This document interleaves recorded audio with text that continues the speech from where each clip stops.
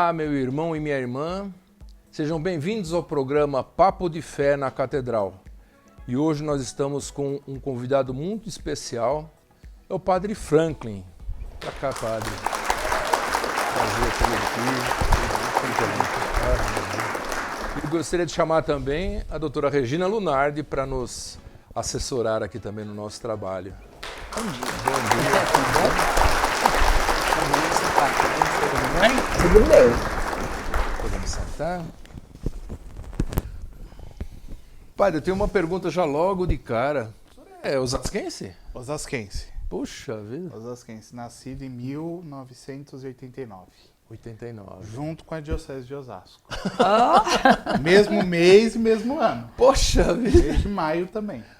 Que bom. Nascido aqui em Osasco, né? Minha família sempre morou aqui em Osasco. Até Sempre hoje em mora Osasco. aqui em Osasco. Ah, tá. Eles moram ali ali é conhecido como Jardim Veloso, Jardim Bandeiras. Uhum. Depende um pouco do referencial. Mas a gente sempre morou ali no mesmo lugar. Ah, então o senhor sempre nasceu em Osasco, morou em Osasco. Nascido em Osasco, morei em Osasco. A paróquia Mas de ainda origem? Paróquia São Paulo da Cruz. Ali na Avenida Internacional, fica ali. Ali na uma das Internacional. travessas da Internacional. E o senhor tem irmãos? Uma irmã, Uma irmã mais velha? Nova? mais nova, 4 anos. Mais nova. É.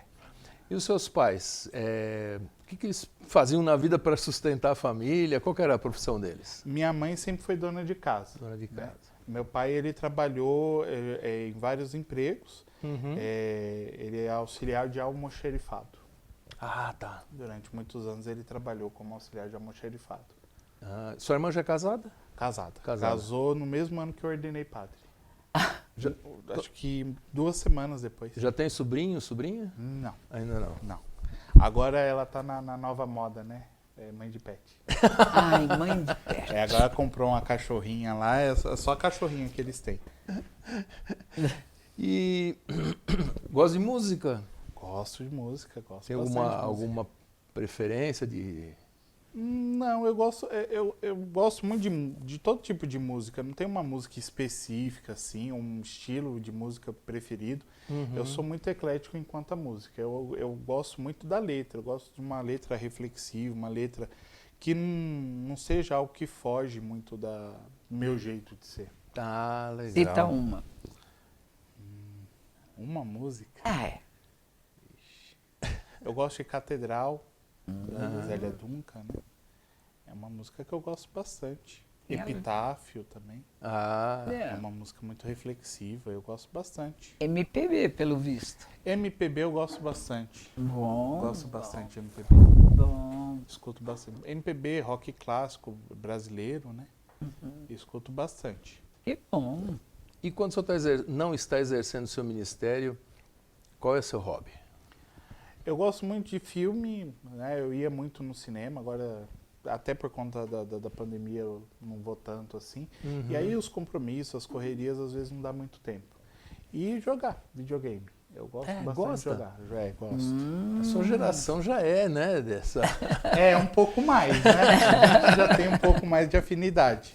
Eu não tenho tanta habilidade, mas eu gosto de jogar. É bom. Tem campeonatos, tem um monte de coisa. Eu não acompanho tanto, mas tem campeonato, tem tudo isso.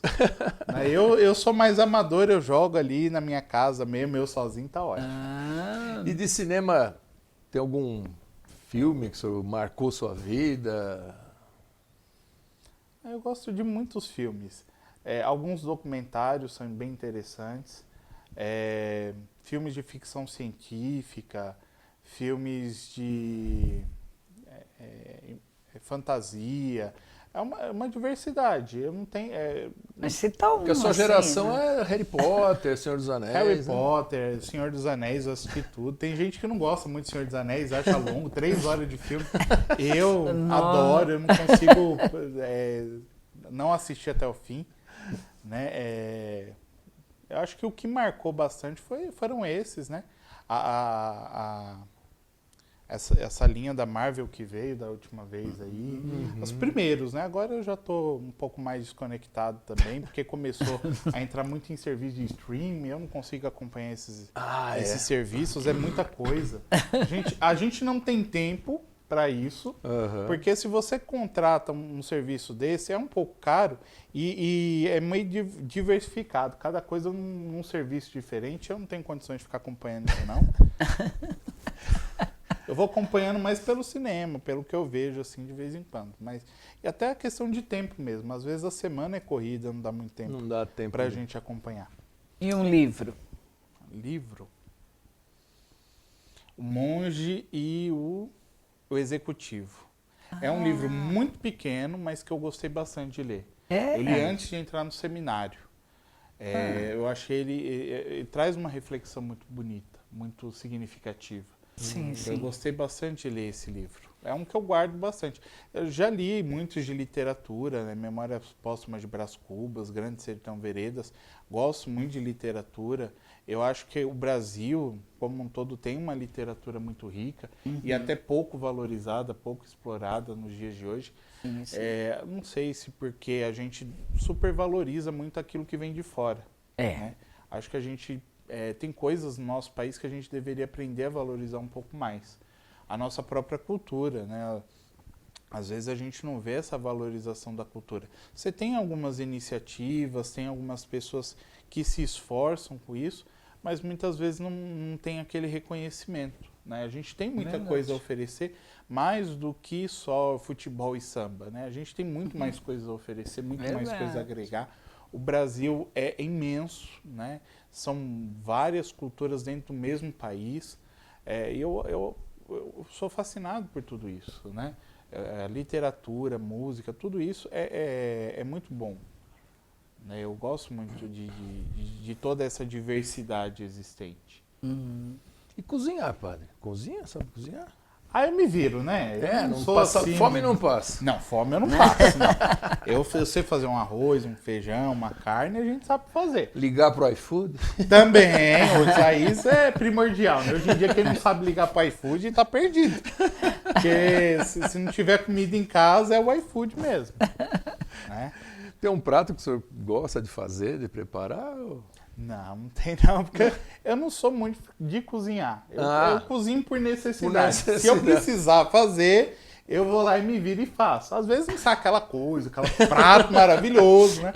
A gente inventa um macarrão meio amalucado lá e come, né? Para não passar fome. Mas não fala assim, nossa, eu cozinho aquilo. Eu gosto muito de fazer churrasco. Eu tenho muita facilidade. Mesmo no seminário. Teve 2 vezes que eu fiz o churrasco lá, o pessoal gostou bastante. Opa, de vez em quando habilidade. ainda me animo lá e faço, queimo uns bifes lá na churrasqueira. Mas eu gosto bastante de fazer churrasco. E uma comida que o senhor não come de jeito nenhum? Comida que eu não... É difícil. Comida não tem, acho que nenhuma que eu não como. Eu já comi praticamente de tudo. Não comi chapolim que nem o Monsenhor. Não cheguei nesse ponto também não. Tá. Mas já comi várias coisas. O que eu não gosto muito é caqui. Caqui? Não me desce. Minha mãe comprava, ela ficava com raiva que a gente não comia. Eu, pelo menos, nunca comi caqui. Eu não me desci. Olha, nem daquele mais lindo, molinho, ela comprou de tudo quanto é qualidade. Eu nunca consegui comer. Eu não sei. Não me desce caqui de jeito nenhum. Olha, mas um jiló desce. Já comi jiló, não achei tão ruim assim, não. Comi arroz com jiló uma vez, não achei ruim. Olha, eu gostei. Assim, não comi, não sou... Sim, não fã. como toda vez. Mas já comi, não achei tão ruim, não. Olha, e o caqui? E o caqui não me desce de jeito nenhum. O caqui eu não consigo comer. Não tem jeito.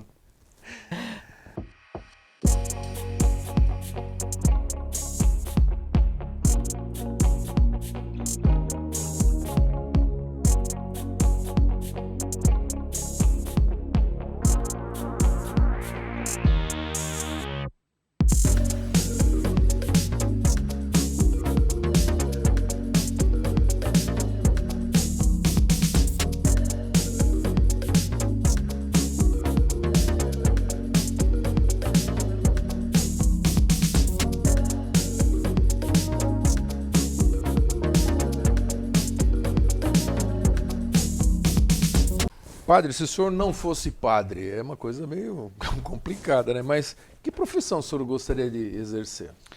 Quando eu era mais jovem, eu tinha interesse em ser administrador. Administrador. Durante muito tempo, os 4, 5 últimos anos da escola, eu tinha essa intenção. Cheguei a fazer curso de auxiliar administrativo, auxiliar contábil na Microlins na época, meu pai pagou. Já estava próximo dos últimos anos de escola. Depois fiz um curso de empreendedorismo pelo Sebrae, na escola em que eu estudava. E ainda fiz um outro curso, também custeado pelo Estado. Agora eu não vou lembrar o nome do curso. Tá. Todos nessa área, né, de administração. Depois de sair da escola, né, quando eu comecei a trabalhar, ainda fiz o vestibular para administração, só que o valor estava bem fora das minhas possibilidades financeiras na época. Porque eu trabalhei como auxiliar, trabalhei como atendente de telemarketing, e a gente era meio período, não ganhava muito dinheiro, não, era R$390. Não dava nem para pagar a condução, quem dirá a faculdade, né? Nossa. Então aí eu não cheguei a cursar. E aí depois de um ano trabalhando, eu ingressei no seminário. Mas como pároco, não deixa de ser um administrador, né? O sonho era ser administrador. Depois que você vira, você vê que não é aquela coisa maravilhosa que você pensa, não. É muito trabalhoso, né? Ser pároco é muito trabalhoso. Né?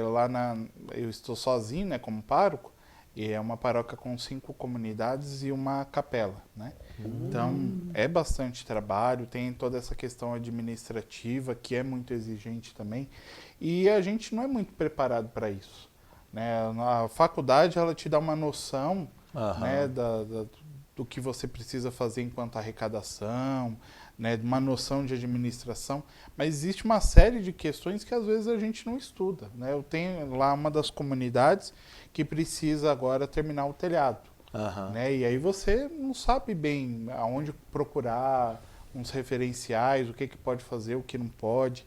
Então, às vezes, a gente fica meio sem um norte nesse sentido, né? Trabalhar com construção, trabalhar até com funcionários, às vezes eu fico meio perdido e eu nem tenho tanto funcionários. Eu tenho uma diarista e uma secretária. São 2 funcionários só e ainda assim eu, às vezes, fico meio perdido ali. Mas a gente vai aprendendo, né? Faz parte também do ministério. Então a gente vai aprendendo. O bom nisso tudo é porque a gente não administra sozinho, né? A gente tem sempre referenciais, pessoas com as quais a gente conta, que a gente confia, e a gente vai aprendendo. O importante é ter uma boa assessoria sempre, né? Porque é impossível entender de tudo, né? Não dá. De obras, questão financeira, administrativa, trabalhista, tudo isso é importante também na vivência do ministério e a gente não aprende, né? A própria psicologia, tem muita coisa ali que as pessoas chegam pra gente que a gente não sabe como lidar, né? Certas questões aí a gente precisa orientar, precisa procurar um profissional da psicologia. Então tem muitas coisas que vão um pouco além daquilo que a gente aprende na faculdade. A faculdade, ela é muito importante, ela te traz um conhecimento muito bom, mas ela não te ensina a ser padre. A faculdade te ensina a ser teólogo. Ser padre é uma questão de vivência. De vivência. Mesmo a filosofia traz muitas reflexões importantes. Quando eu fiz filosofia, eu comecei até com um certo preconceito, porque na escola, a filosofia que a gente tinha não era uma coisa tão aprofundada.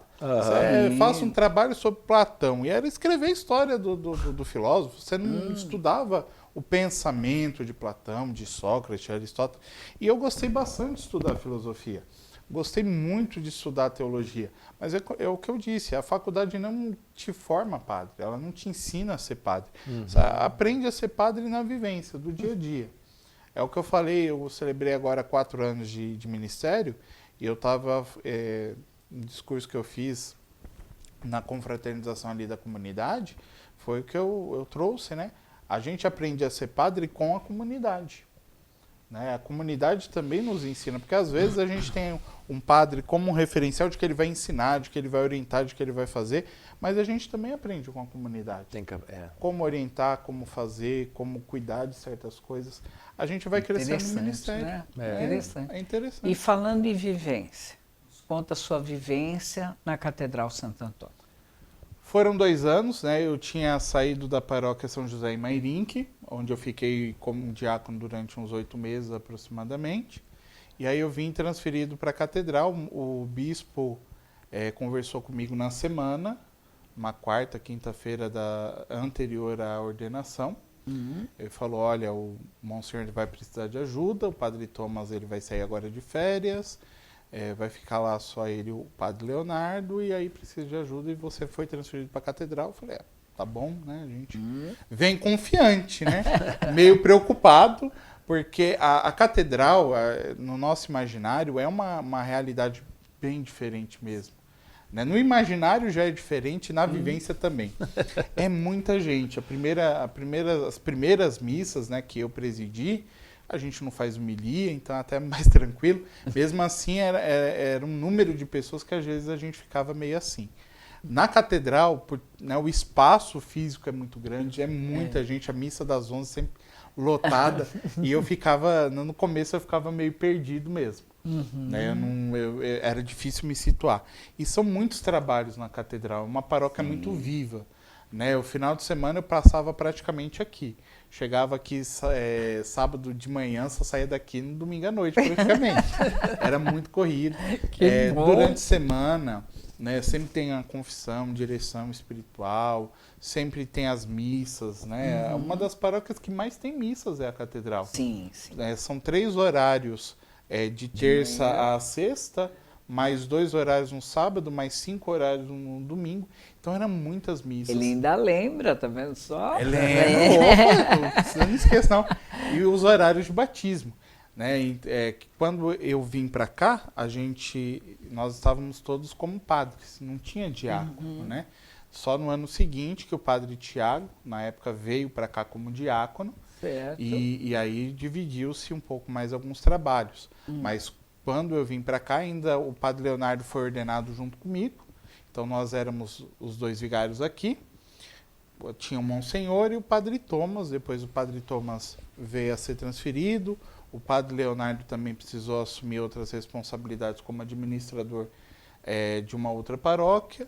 O Monsenhor teve um momento que ele precisou também, né, ir um pouco mais devagar, e aí a gente foi acompanhando, tentando acompanhar. Era muito exigente, mas eu sempre me senti muito realizado. Para mim nunca foi um peso estar na Catedral ou celebrar na Catedral, mas também, diferente de que algumas pessoas pensam, não uma questão de status. Porque quando eu vim para a Catedral, tinha entre uns irmãos essa questão, você é o vigário da Catedral. Parece que eu era mais vigário do que os outros, eu era mais padre do que os outros, e não é. É uma vivência, eu acho que a minha vivência de pastoral já é um pouco diferenciada nisso. Porque quando eu entrei no seminário, era de uma paróquia religiosa. Tá. Né? Então, sempre ficava aquele questionamento. Mas seminarista de paróquia religiosa trabalha? Acho que você não faz pastoral, eu acho que você só fica na sua casa. E não é, eu trabalhava muito na minha paróquia de origem. E às vezes que só rezava, né? Parece que eu chegava lá na paróquia, ia para uma missa e depois ia para minha casa dormir. Não era, eu corria aquela paróquia inteira, a pé com o padre, porque o padre não podia dirigir. Então eu ia fazendo companhia para ele na caminhada também. Tá vendo? E a Catedral tem muito disso também. Porque às vezes fica esse questionamento, como que é ser vigário na Catedral?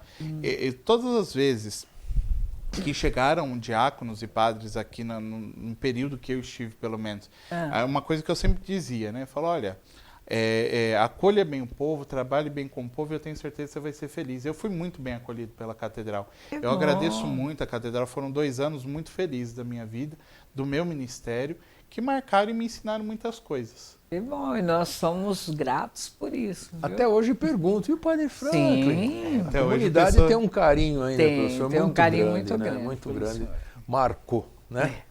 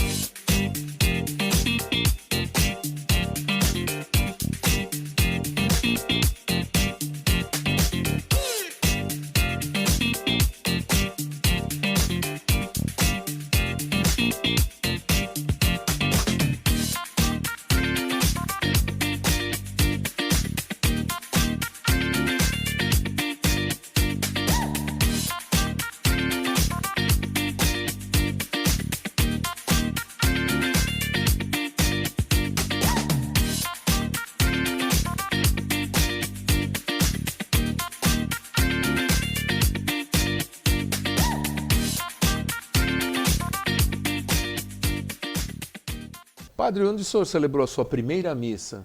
Foi na São Paulo da Cruz, no mesmo dia da ordenação. Ah, no mesmo dia? Sim, porque Olha. nós fomos ordenados na missa das 10 horas, foi na convocação, né, lá na Concha Acústica da Fito, no dia 19 de agosto de 2018. E aí, no mesmo dia, eu presidi a missa na minha paróquia de origem, na comunidade matriz, né, São Paulo da Cruz. Da vida ministerial mesmo. Mas quando você chega para celebrar a missa e fala, você é o presidente da missa, é outra coisa. Sim. Até para escolher a oração eucarística eu fiquei meio perdido. Eles falaram, padre, qual a oração eucarística? Cadê o padre? Ah, sou eu.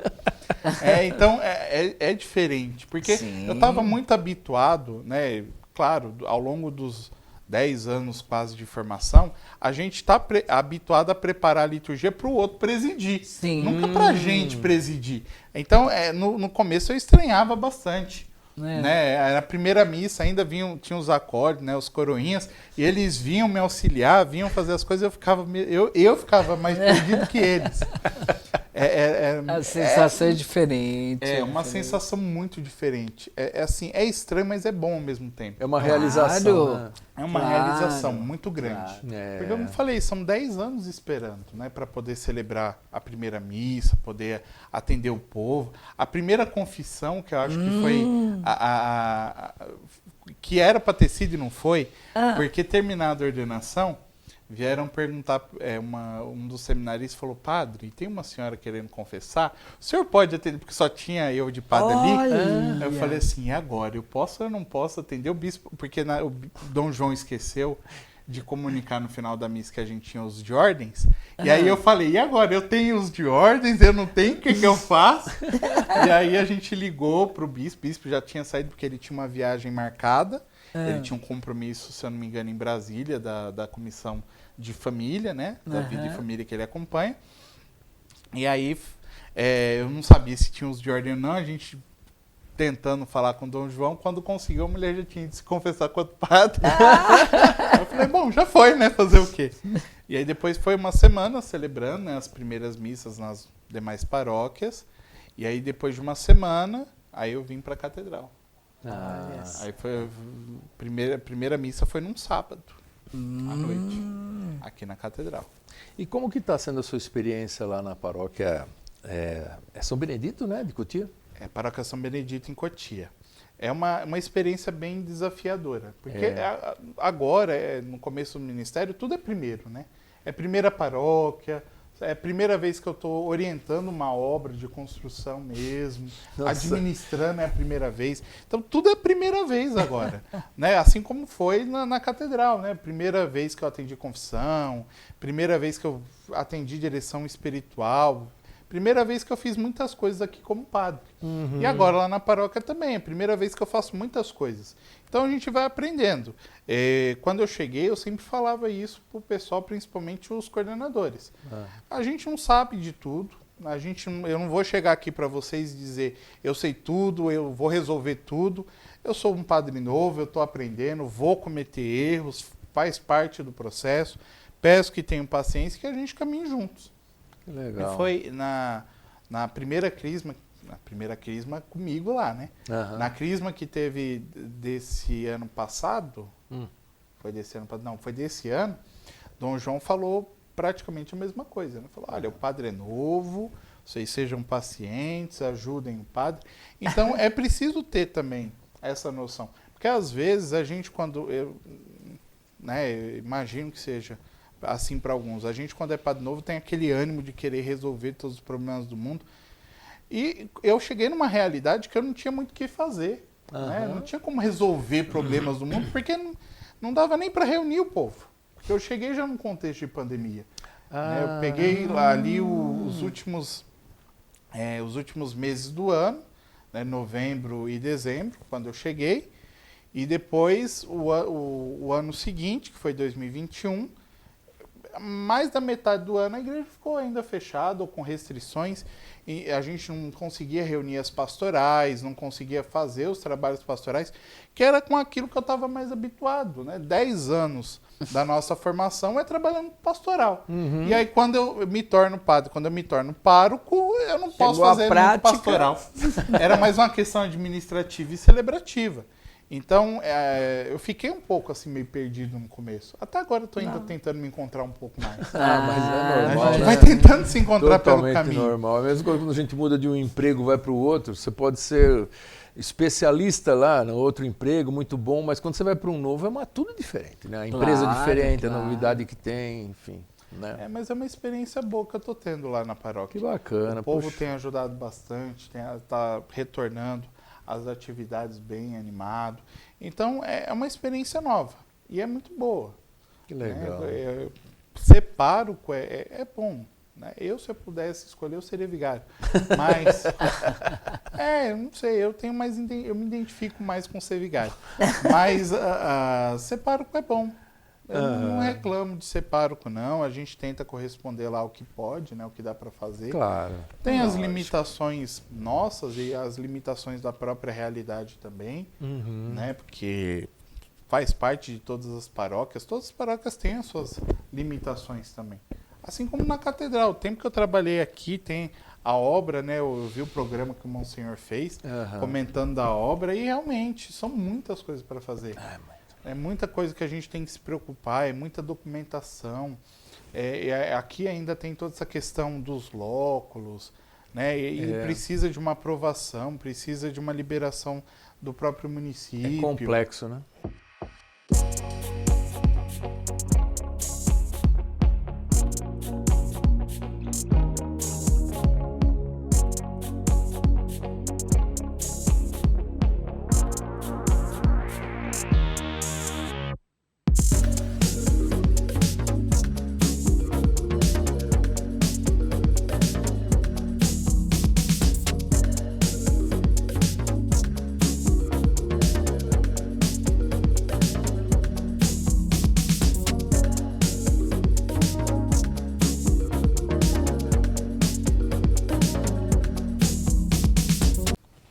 O tema de hoje é Nossa Senhora, a Mãe de Deus.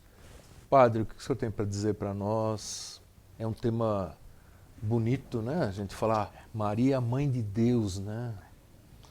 É um tema muito bonito.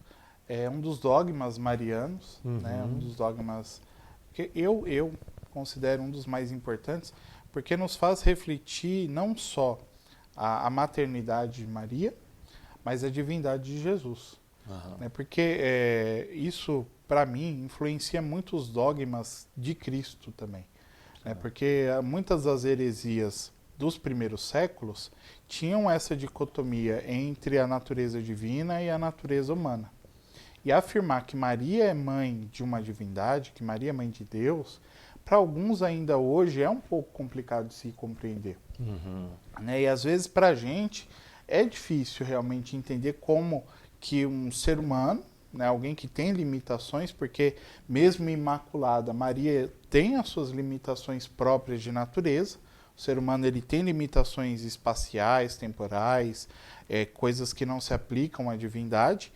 Como que um ser limitado consegue, né, ser mãe de alguém que é ilimitado? Né? E aí é preciso entender a união hipostática, né? A união entre as duas naturezas existentes. E que para alguns ainda hoje é complicado de se entender. Né? Às vezes mesmo nós que somos cristãos, e eu sempre falei isso nas paróquias onde eu trabalhei, a gente deveria estudar melhor e conhecer melhor a nossa fé. Né? Porque São Pedro diz na sua epístola que a gente tem que saber das razões da nossa fé, da nossa esperança, e às vezes a gente desconhece a nossa própria fé, e não é algo assim que está além da nossa capacidade de compreensão ou da nossa capacidade de aquisição. As pessoas às vezes falam, mas eu vou estudar a fé, os documentos são caros, é tudo caro. Gente, documento da igreja é uns R$10. Não é tão caro assim. Um catecismo da igreja católica vai pagar aí no máximo R$30 em alguns lugares. Então não é tão difícil. Às vezes talvez nos falta um pouco mais buscar isso. Né? Maria, Mãe de Deus, como eu falei, é um dos dogmas marianos que eu acho muito bonito. Né? Maria que aceita essa missão de ser a mãe do Salvador. Porque ela não foi imposta, ela não foi obrigada a ser a mãe de Deus. E não foi um privilégio no sentido de que ela alcançou um status social com isso. Né? Ela era mãe de Deus, mãe do Salvador. E ainda assim ela viveu tudo isso na humildade, na simplicidade. Isso não subiu para a cabeça de Maria, como o povo diz, né? Não foi para a cabeça. E muitas vezes a gente perde um pouco dessa noção na vida de comunidade. A gente não aprende com essa humildade que teve Maria. Ela era a mãe do Salvador, ela era a mãe de Deus, né? Daquele que foi encarnado, que foi predito pelo anjo, né? O seu nascimento, anunciado pelo anjo, o seu nascimento, e Maria aceitou com um sim muito simples, muito singelo: eis aqui a serva do Senhor. Né? Ela se reconhece como serva, mesmo sendo a mãe do Salvador, mesmo sendo a mãe de Deus, ela sempre se reconhece como serva, como aquela que está a serviço de Deus. E eu acho que é isso que é muito bonito nesse dogma. É a mãe que é capaz de servir o filho, né? A mãe que se coloca a serviço do filho. Tanto que Maria passa, né, aí a passagem dos 12 anos em que há o desencontro entre eles, e quando Maria reencontra Jesus, é dito isso, né? Maria conservava tudo no seu coração e refletia e guardava. E isso tudo é muito profundo. Né? Maria que entra nesse discipulado, né? E começa a seguir o caminho deixado, ensinado por Jesus Cristo também. Então, esse dogma ele é muito importante na vida da igreja. Né? Algo que a gente precisa conhecer melhor, até para não cair naquela mentalidade que às vezes se tenta transmitir de que Maria é uma mulher como outra qualquer. Ela não é uma mulher como outra qualquer, ela foi escolhida por Deus para ser a mãe do Filho unigênito de Deus, que é Deus. Né? Não, porque se falar que Maria não é mãe de Deus, então ela deixa de ser mãe de Jesus. Ela não pode ser mãe da metade de Jesus. Ninguém é mãe pela metade. E às vezes é complicado, porque as pessoas falam: não, mas ela é mãe só da natureza humana. Não é. Pô, vocês são casados, né? Vocês têm filhos. Você não é pai de metade do seu filho, ela mãe da outra metade. É um complemento, uma coisa com a outra. É uma união, é uma comunhão perfeita. E eu acho que esse dogma vem nos recordar também essa questão da comunhão. É a natureza humana que entra em comunhão com a natureza divina. Não porque a gente mereça. Maria não é mãe do Salvador porque ela merece. Mesmo o fato de ser imaculada, sempre virgem, os dogmas que se aplicam a Nossa Senhora estão sempre para nos apontar a Jesus Cristo. Né? Estão sempre em referência a Jesus Cristo pelos méritos de Cristo. É porque ela é mãe de Deus que ela se torna imaculada, sempre virgem. E a gente precisa conhecer, aprofundar melhor a vivência da nossa fé. Né? Sobretudo os dogmas, as verdades, que é uma coisa que eu sempre escutei, muito antes de adentrar na faculdade, é que são verdades inquestionáveis. Eu não vejo como verdade inquestionável, eu vejo como uma verdade evidente. Quando a verdade é evidente, não há por que você questionar, não há como você dizer que não é verdade. Para mim, não é uma questão de que não se questiona, é uma questão de que não há como questionar. Porque é muito claro, Jesus ele é muito claro naquilo que ele fala, naquilo que ele transmite, e isso que encanta as pessoas. Uma das coisas que eu sempre achei interessante, não só no meu ministério, nem só na vida formativa, mas ao longo da minha trajetória. Quando eu era mais novo, eu fiz um retiro e o pregador questionava, né? O que você quer ser dentro da vida de comunidade? Que às vezes a gente não tem essa noção, a gente imagina o que quer trabalhar, o que quer fazer profissionalmente, mas essa questão de vocação cristã, às vezes a gente não avalia muito bem. E eu fazendo aquele retiro, eu refleti e surgiu o desejo de ser o pregador da palavra de Deus. Poxa. Eu queria pregar a palavra, e era um menino, né? Não sabia nada da vida ainda, mas eu queria, e eu sempre me identifiquei muito com a palavra de Deus. Para mim sempre era muito claro aquilo. E a forma como Jesus transmite me passa isso também, porque conforme eu falava da palavra de Deus e as pessoas compreendiam, elas ficavam maravilhadas. Nossa, mas é assim, é assado. E era a forma como Jesus transmitia. Era uma forma que cativava, que aproximava as pessoas da palavra. E Maria é o exemplo vivo disso. né? O quanto ela é próxima da palavra de Deus, o quanto ela é íntima da palavra de Deus. E por isso que é mãe do Salvador, por isso que é mãe de Deus, porque ela foi escolhida e aceitou essa missão. É um colocar-se a serviço de Deus que muitas vezes nos falta hoje. Né, de realmente assumir um compromisso com Deus. É o que eu falo, fé não é um sentimento, fé não é um discurso, fé é um compromisso assumido com Deus. Deus assume um compromisso conosco e ao longo da história da salvação a gente vai vendo isso, começa em Abraão, né, promete uma terra, promete uma descendência, vai criando a aliança com a humanidade e chega em Jesus. Nós temos o ápice da aliança, né? Deus nos promete a eternidade, aquilo que o ser humano não pode alcançar sozinho. Né? Abraão, pelos seus esforços, com muita dificuldade, talvez ele conseguisse a terra própria dele, a natureza talvez não impedisse ele de ser pai de uma geração. Agora, a eternidade, só Jesus é capaz de nos prometer. Né? E Maria aceita uma missão muito desafiadora, porque ser mãe de Deus deve ser uma coisa muito boa, claro, evidente. Agora, o tanto de desafios que ela teve que enfrentar também não foram poucos. E o povo já tinha noção, antes do dogma, o povo já tinha uma noção de que Maria era a mãe de Deus? Sim. Já tinha. Sim, muito, até os apóstolos, eles tinham esse respeito muito grande por Maria. Pois já entendiam ali a divindade em Jesus Cristo. Não tinham essa formulação, não tinham uma teologia formulada a respeito disso, mas uma compreensão ela sempre existia. Claro que haviam aqueles que, como eu disse, nos primeiros séculos nós temos aí algumas heresias em relação à natureza divina de Jesus, então algumas linhas teológicas não acreditavam nisso, né? Porque se Jesus é uma divindade disfarçada de ser humano, então não tem como Maria ser mãe de Deus, né? Que é uma das primeiras heresias existentes. Então algumas pessoas não tinham essa compreensão, outras já sim. E aí a teologia ela vem para isso, né? Para direcionar, para orientar. E aí a importância de surgir os dogmas, né? Para a gente ter clareza de fato daquilo que nós estamos seguindo, daquilo que nós estamos vivenciando.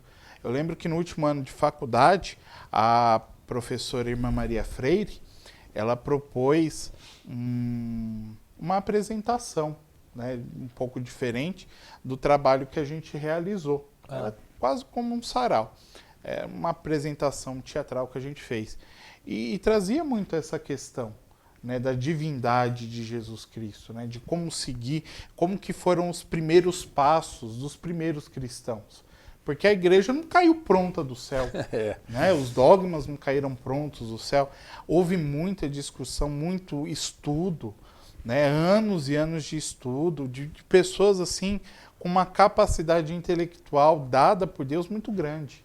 Não é? Os grandes doutores e mestres da igreja, Santo Agostinho, São Tomás de Aquino, a patrística, a patrologia da igreja. Então, assim, muitos homens que no passado se dedicaram, né, a não é comprovar, mas orientar o povo para aquilo que Jesus já vinha revelando.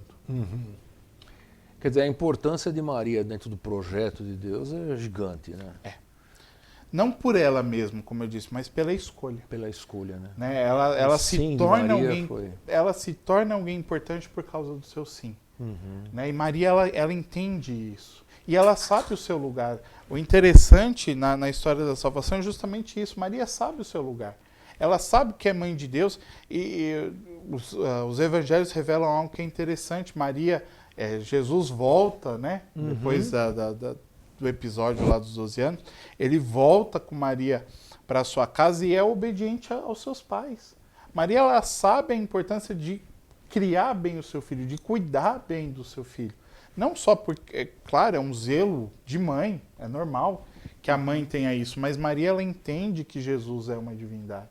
Maria entende que ela é mãe do Filho de Deus, e ali a responsabilidade é bem maior. E Maria vive isso sabendo o seu lugar. Quando né, aquela coisa que para algumas pessoas pode até parecer falta de educação. E não é. né? Quando ela chega e encontra, estávamos aflitos. E aí Jesus faz o questionamento, não sabia onde eu deveria estar, na casa do meu pai? Né? Jesus traz um questionamento e Maria entende ali. Falou, o meu lugar é esse, é seguindo Jesus. Não adianta eu querer me sobrepor a ele.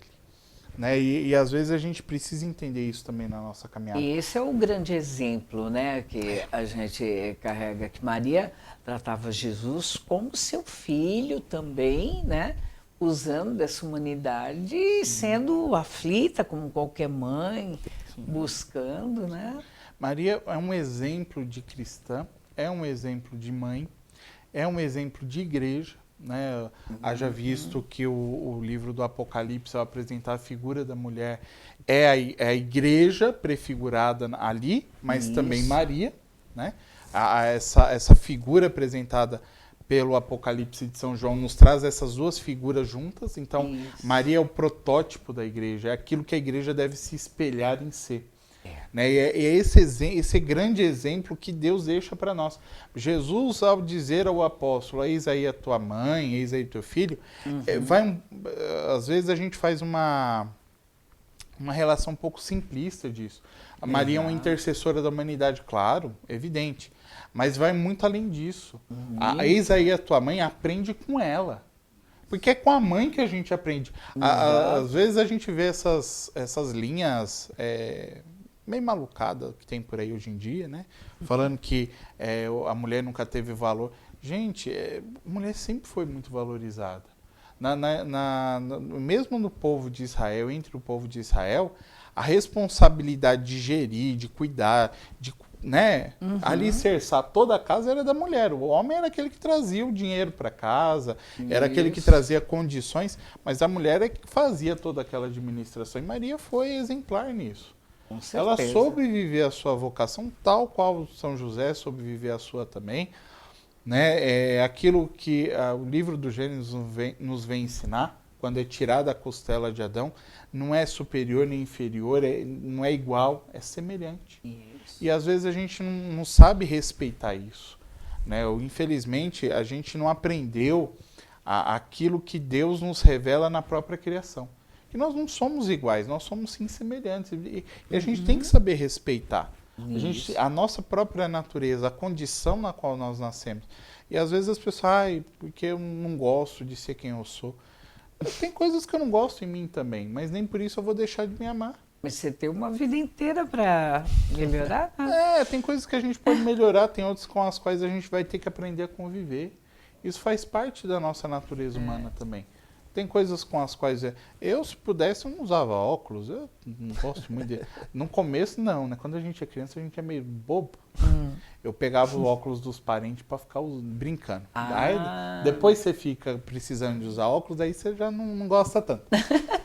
Mas se eu pudesse, não usaria. Mas eu tenho que aprender a conviver com essa realidade. Verdade. E vai chegar o dia que não vou precisar mais, na eternidade eu espero, né? E não, Estou contando com isso, né? Senão eu vou ficar meio chateado. Mas são coisas que a gente deveria aprender com Maria. Maria, o exemplo dela é fantástico, na humildade, não só em servir a Jesus, mas mesmo depois. Os 11, né? Porque Judas já havia se enforcado. Então, os 11, 10 abandonaram Jesus. Ninguém estava ali. Estava João ao lado dela. Não tinha mais ninguém. E depois de tudo isso, ela está no cenáculo com eles rezando. Maria continua vivendo essa comunhão com a humanidade, ensinando a gente.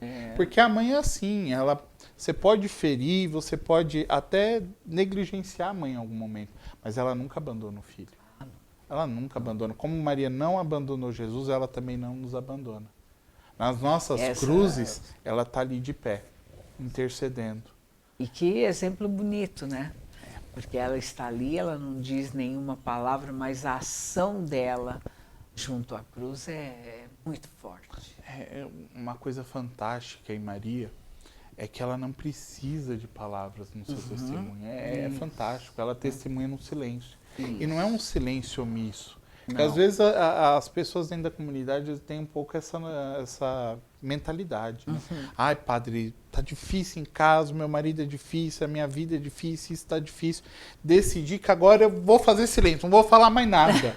Falei, mas que nem Maria. Eu falei, meu Deus do céu, eu tô jogando pra Maria o que nem é dela. Não é isso, não é esse exemplo deixado por Maria. O silêncio de Maria, ele é muito mais testemunhal. Claro. É um testemunho que sabe acolher a vontade de Deus. Sem dúvida. E que sabe anunciar o que é a verdade, ao seu modo. A gente se calar diante de uma injustiça não é se tornar como Maria. É se tornar como Herodes, né, que ouvindo o discurso de João Batista gostava, mas não assumia um compromisso. A gente se torna falsos nesse sentido. A gente não tem um comprometimento com o Evangelho. É preciso assumir um compromisso com o Evangelho. E não é fácil. Não foi para Maria. Não, porque a gente fala da crucifixão, que realmente é o episódio mais forte e triste na vida de Maria. Mas quantos outros momentos também devem ter sido difíceis? Quantos outros? Jesus sofria perseguições. Jesus era caluniado por algumas pessoas. Então, para Maria também sempre foi difícil. Sim. Não existe vocação fácil. Não. E de Maria certamente não foi. Não foi. Não foi. Mas é necessário. A importância de Maria na história da salvação é justamente essa. É de nos mostrar que é possível. Porque às vezes as pessoas também têm um pouco dessa questão. Mas Maria chegou no céu, Maria... Porque ela era mãe de Deus. Aí reconhece que é mãe de Deus. Sim, é mãe de Deus, de fato. Mas ela se esforçou para viver a fé. Claro. Não foi mais fácil para ela. Então, assim, a santidade nos é possível e a prova está em Maria. Com certeza. A prova está em Maria. Que exemplo.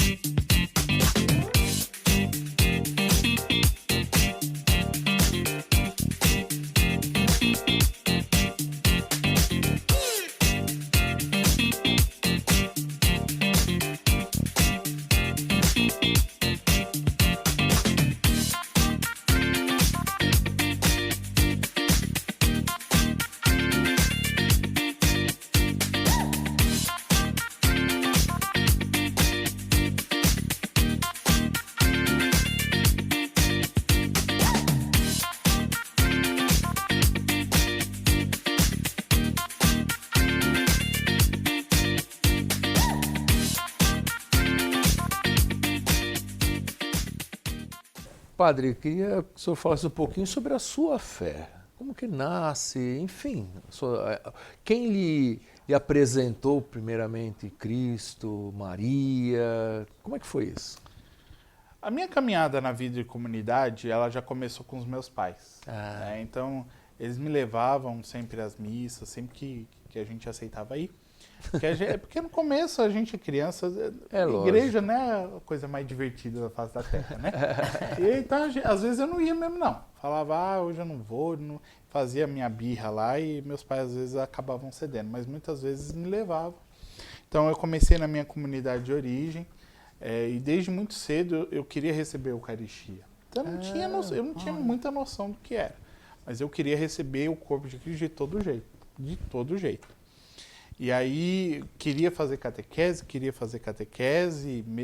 nem na escola eu não estava, não tinha nem idade de escola ainda. E na cabeça da minha mãe para fazer catequese, ela falou, depois que você começar a escola. E aí, no primeiro ano de escola, né, na primeira série, que hoje não sei como é que o povo chama, vai mudando tudo esses nomes. Na primeira série, nos 2, 3 primeiros meses, falei, pronto, agora já posso fazer catequese.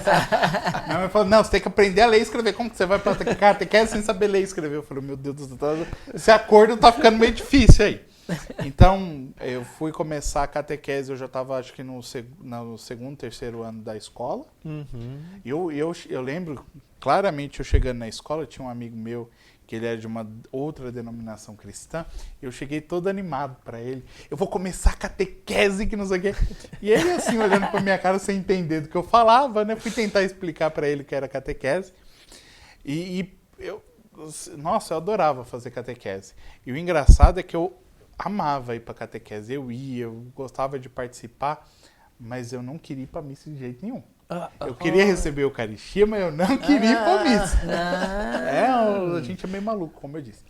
E aí eu comecei, né, a fazer catequese, fiz todo o processo catecumenal, recebi a primeira comunhão e aí eu dei uma afastada da comunidade. Né? Eu tinha um conhecimento da fé, eu tinha um conhecimento da palavra de Deus, mas eu não tinha aquele envolvimento com a comunidade. Tá. E nem um comprometimento sério. Né? Como eu falei, eu conhecia, mas não havia aquele comprometimento com a palavra.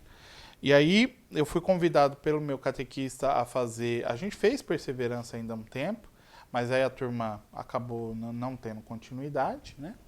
E aí passou um tempo, meu catequista me chamou para fazer parte de um grupo pertencente à Renovação Ministério de Jovens, pertencente à Renovação Carismática.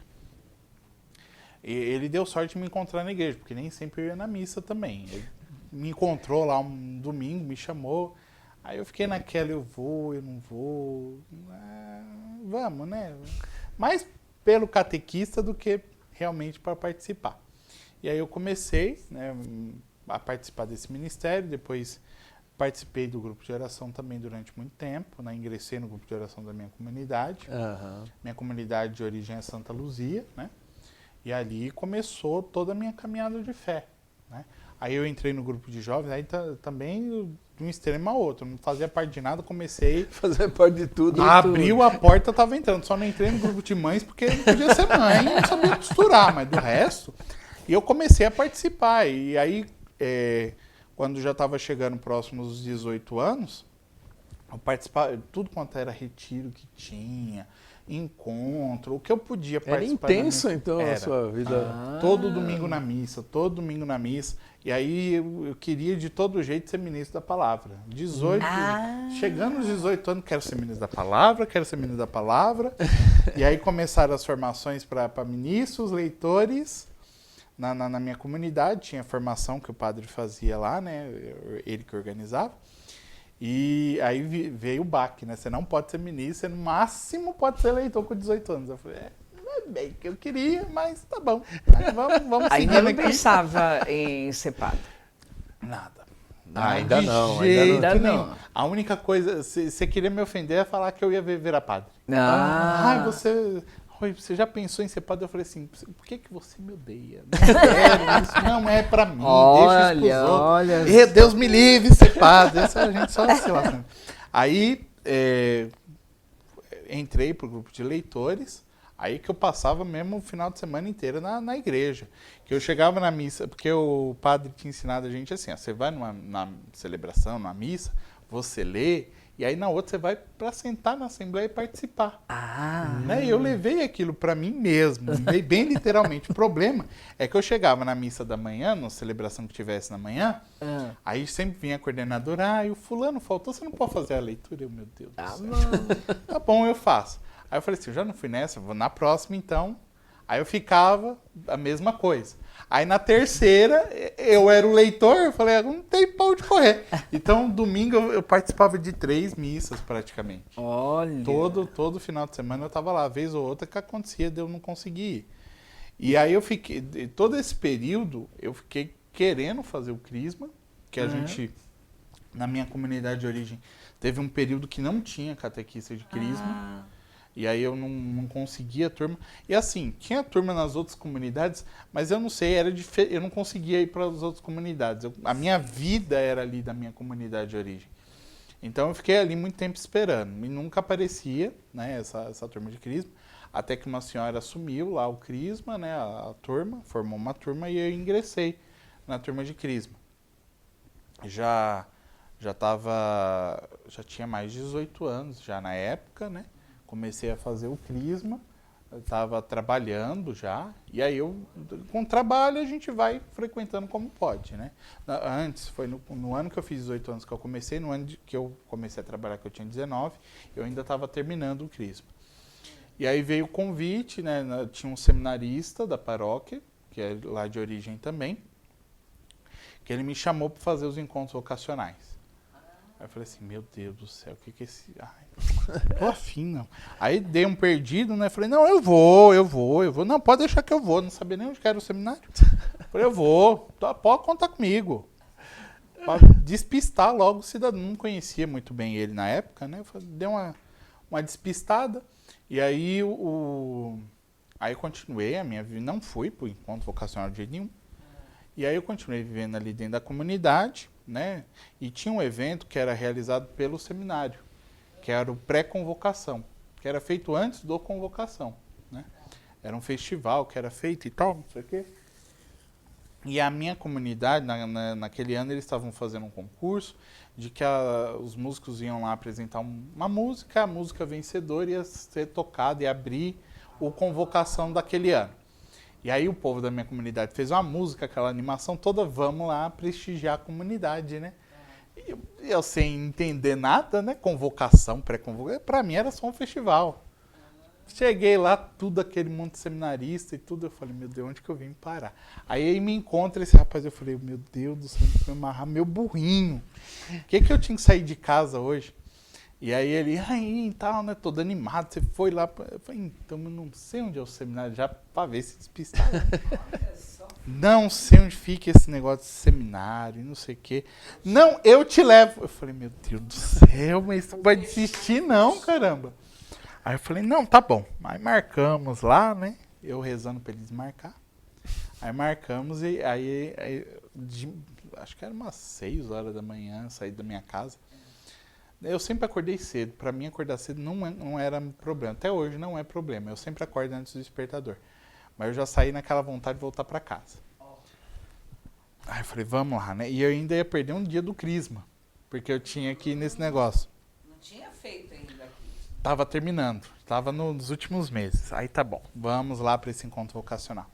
Aí a gente pegou um ônibus que eu nem vi a placa direito. Porque eu não estava muito interessado em voltar no seminário mesmo. Eu nem olhei direito, eu mal sabia andar em Osasco, porque eu não era de sair de casa. Eu ficava muito tempo dentro de casa. E aí peguei um ônibus, não sabia nem que ônibus que era direito, sabia que tinha Maria no final lá, e fui. Aí chegando ali próximo ali do Clube dos Sargentos, onde o ônibus parava, né, pra gente descer, o ponto mais próximo. Aí a gente parou ali, que tava chegando próximo, e falou, então, eu vou te levar lá no seminário e tal, só que eu não posso ficar. Eu falei, valeu, né, amigo? Você me traz até aqui, me arrasta até aqui, eu não sei nem onde eu tô, e eu não posso ficar. Aí eu falei, tá bom. Aí eu falei, eu vou voltar pra casa como eu não sei nem onde eu tô. Não, tem mais gente da paróquia lá. Eu falei, pronto, lascou de vez agora que eu me lasquei de vez. E curiosamente, um deles virou padre também, só que da congregação. E aí eu fui para o encontro vocacional, né, já pensando em voltar para casa. O que eu lembro daquele primeiro encontro vocacional é o almoço, que é a única coisa que eu lembro era o almoço. O resto eu não prestei atenção em nada. O padre falando, lá, o diácono na época, falando, e eu, tá bom, eu quero ir para casa, o que eu estou fazendo aqui? Aí voltei, né, no outro encontro eu já não fui, porque não estava muito afim mesmo. E aí fiz um retiro da minha comunidade de origem, que era da Renovação também. E aí um dos rapazes, né, que era muito amigo meu, me chamou para conhecer a Shalom. Fazer um retiro lá, vocacional, que eles tinham também. Eu falei, meu Deus, o que esse povo cismou que agora tem cara de padre? Pelo amor de Deus, me deixa. Aí muita amizade com o rapaz, também não queria dizer não, né? Vamos lá. Ele me arrastou lá para, acho que era em Perdizes, eu não lembro onde que era. Exatamente, eu sei que eu fui, e de carro com os dois. E eles muito empolgados, né? Eles disseram, você tá gostando, você tá gostando de 5 minutos? Você tá gostando, você tá gostando? Tô gostando, gente. E eu não conseguia nem prestar atenção, que eles ficavam me perguntando. E foi ali, né, que eu senti o chamado vocacional. Né, eu fui refletindo, as palestras que fui tendo, ali eu senti o chamado. E aí eu falei assim, eu quero entrar, mas não quero entrar nisso aqui não. Pensando, aí eu me decidi, eu queria entrar na diocese. Falei assim, não vai dar muito certo esse ano, porque eu já fiz poucos encontros, né? Já comecei assim mais ou menos. Nem meu pároco sabia que eu estava fazendo encontro. Olha. Fui sem o pároco saber, e eles falando numa carta de apresentação, e eu nem sabia o que era isso. Aí voltei, fiz mais um encontro, falando dessa carta de apresentação, já era para ter sido entregue no primeiro encontro. E eu sem carta nenhuma. E eu ali, tô aqui, ninguém nem... Não, eu cheguei lá e com a cara e com a coragem. E aí falando dessa carta de apresentação, eu falei, eu vou ter que falar com o Padre Nelson. Pra descobrir o que é esse negócio, né? Aí marquei um horário com ele, no final de semana que eu podia lá. Aí fui lá conversar com ele, falei, fiz uns 2 encontros e tudo, aí ele explicou alguma... me acolheu muito, o Padre Nelson me acolheu muito bem. Né? Foi uma acolhida muito boa que eu tive por parte dos padres da congregação. E ele sempre respeitou a minha vocação enquanto diocesano. Apesar dele ser da congregação, nunca teve aquele negócio, vem pra minha congregação. Sempre me respeitou muito, me motivou, me incentivou bastante. E aí me deu a carta de apresentação, levei a carta de apresentação, já estava chegando no final do ano praticamente. Aí no último encontro que eu fiz era uma conversa, né, que o diácono que conduzia lá conversava com cada candidato, né, para conhecer um pouco melhor, e depois eles ligavam para a gente entrar no seminário. Isso lá para comecinho de novembro. Nós vamos ligar até comecinho de novembro. Isso em outubro eles falaram, em novembro iam ligar. Mais da metade de novembro quase acabando, ninguém tinha ligado. Eu falei assim, ano que vem eu faço de novo, né? Não foi dessa vez. E aí eu trabalhava ainda, um amigo meu queria ir no Play Center, né? Vamos, marcamos tal, e fomos num final de semana. Eu estava mais livre lá dos compromissos da comunidade, fui e tal. E aí eu tinha um celular, só que eu andava com camisa social, só sabia usar camisa social, e eu colocava o celular no bolso, né? E aí com medo dele cair naqueles brinquedos que fui guardar no guarda-volumes, desliguei e guardei no guarda-volumes. Ninguém me liga, né? Quem me ligava era só minha mãe, ninguém vai me ligar.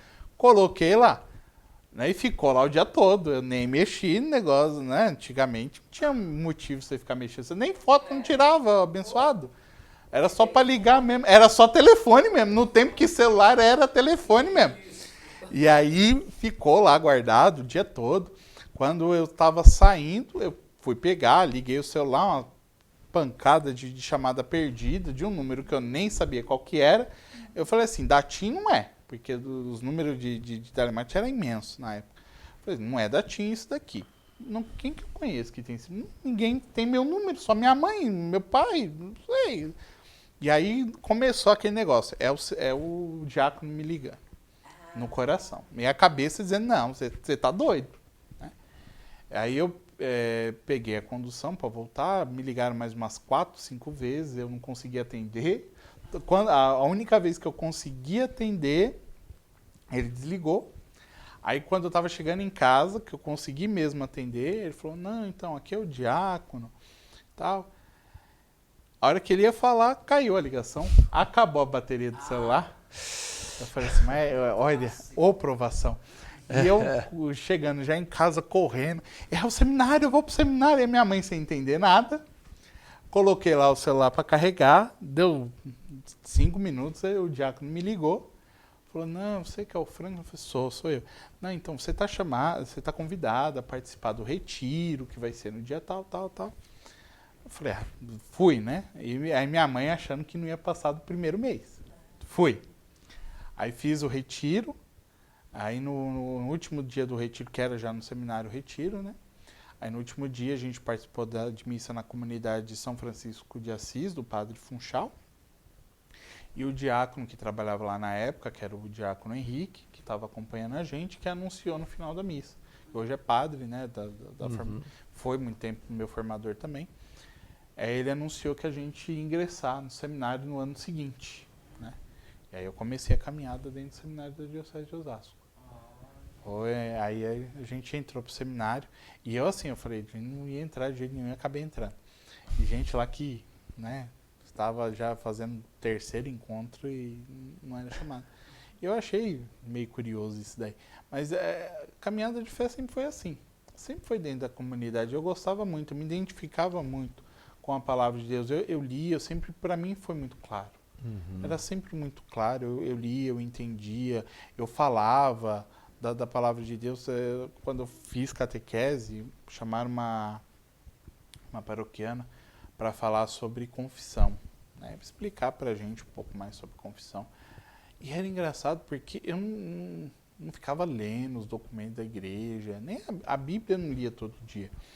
Mas a mulher ia tentar falar e eu interrompia ela. Falava, não, é assim, essa... Teve uma vez no Crisma, na minha catequese mesmo, eles pegaram a âmbula do sacrário, colocaram sobre o altar, foram explicar sobre adoração e tudo. A gente joelhar, depois mandaram a gente levantar para ver o que tinha dentro da âmbula. A gente foi toda a turma lá, né, em volta do altar, a âmbula ali, aqueles que conseguiam, tinham altura, porque a gente era criança ainda, aqueles que tinham altura davam uma olhada lá dentro, a ministra ali, e a gente olhando dentro da âmbula, e eles perguntando o que era aquilo pra gente, né? Então, cada um respondia, isso é o corpo de Cristo, isso é a hóstia, isso é pão, isso é não sei o quê. Foram perguntar pra mim, eu não sei, é umas coisas que não dá, às vezes a gente não sabe nem a gente mesmo explicar. Eu olhei e falei assim, isso aqui é o corpo transubstanciado de Cristo Jesus. Falei, da onde que saiu transubstanciado até hoje eu não sei. Nossa.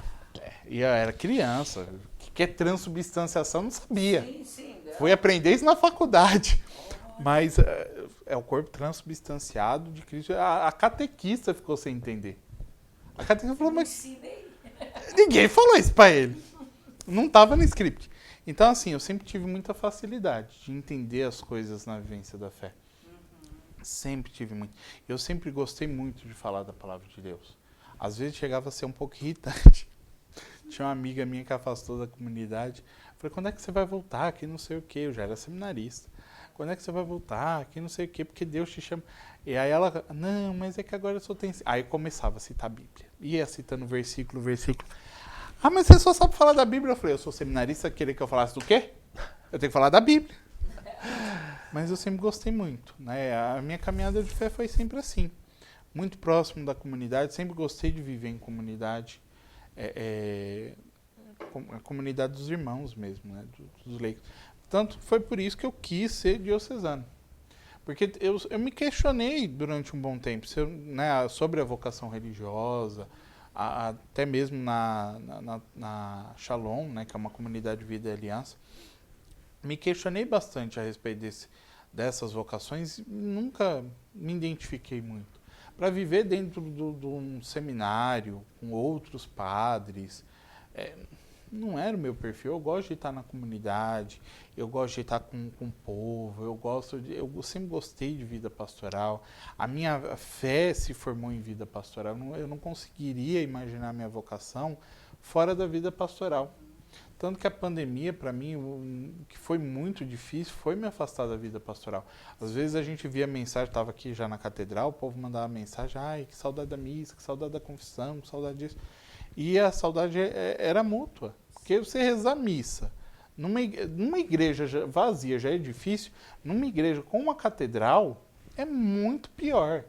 Era quase depressivo você rezar a missa na igreja, aquela igreja que vivia cheia de gente, cheia de vida, agora você e um monte de banco. Era triste, era muito. Eu ainda partilhei isso com o Monsenhor na época, que às vezes era difícil até fazer homilia. A minha cabeça não conseguia assimilar aquilo. Cadê a comunidade? Me fez muita falta a comunidade. Muita falta. E a gente, como comunidade, fica feliz de o senhor expor como foi essa sua caminhada, que todo mundo pensa às vezes, não, é um estado. É um testemunho muito bonito, né? Porque às vezes as pessoas acham que já nasceu padre, né? E não é assim, na verdade. Mas, padre, olha, nós temos nosso tempo aqui. Sim, claro. Eu agradeço, assim, nossa, imensamente. Primeiro de revê-lo, né? O senhor teve uma vida aqui conosco e foi muito bacana. E eu agradeço imensamente a sua participação, tá? A sua disposição de estar aqui. Eu sei que o senhor é muito ocupado, né? E deixa Um trabalho bonito. Deu as notícias, sabe, né? Deu um tempinho aqui para nós. Está criando fama. Mas eu pediria que o senhor desse uma bênção. Sim. Para todos aqui. Agradeço o convite para estar aqui, agradeço a cada irmão e irmã que está nos acompanhando, Deus abençoe, agradeço o carinho de todo o povo não só aqui da Catedral, mas de todas as paróquias por onde eu passei, para as paróquias onde ainda hoje eu passo, né? Às vezes eu vou celebrar nas paróquias vizinhas ou próximas ali, nossa, e o pessoal sempre me acolhe com carinho. Agradeço o carinho de todos vocês. Deus abençoe grandemente a nossa vida, abençoe grandemente os trabalhos que a gente vai desenvolvendo. E por intercessão de Santo Antônio, padroeiro da nossa diocese, padroeiro da nossa catedral, vamos pedir a bênção do Deus Todo-Poderoso. O Senhor esteja convosco. Ele está no meio de nós. Por intercessão da bem-aventurada Virgem Maria, de Santo Antônio e de São João Paulo II.